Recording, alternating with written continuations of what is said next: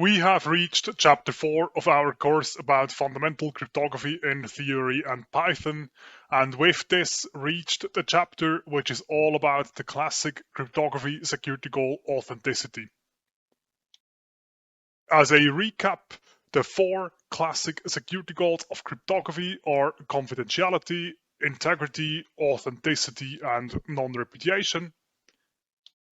And authenticity as a security goal demands that within a system providing authenticity, the source of information can be verified by a receiving party.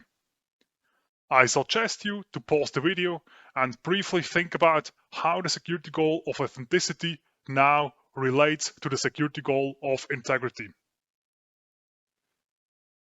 The relationship of authenticity with integrity is that every system that provides authenticity is a system that also provides integrity and that can be used to verify the correctness and completeness of information. However, authenticity is a stronger notion of integrity, as the integrity statement is additionally strengthened by assigning the integrity statement to a sending party S. I tried to phrase this as an example using English language. A plain integrity statement reads along the lines that information X has state H, where we now know that H could, for example, be represented by a hash value calculated with a cryptographic hash function. The integrity statement can be strengthened and turned into an authenticity statement by additionally now assigning the integrity statement to a sending party S for the overall authenticity statement to then read along the lines of, as observed by sending party S, information X has state H.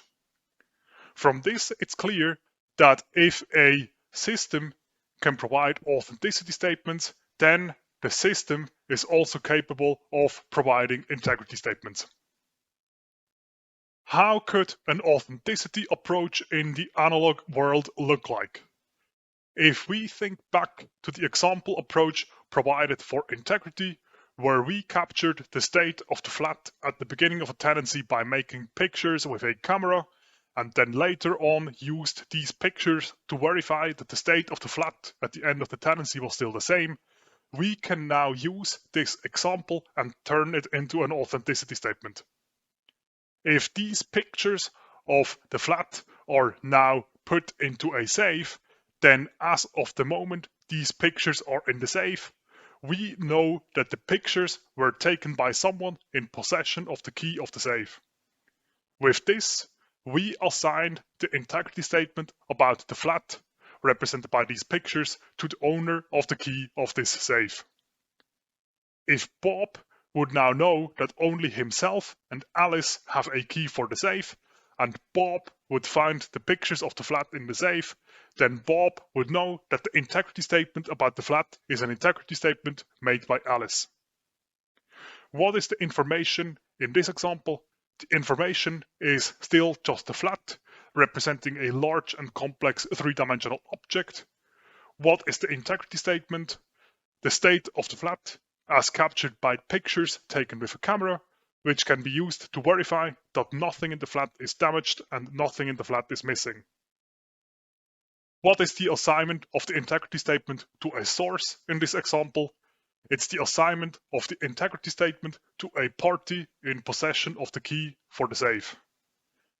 When we now go into cryptography, we will get to see that this idea is implemented by message authentication codes making use of symmetric keys.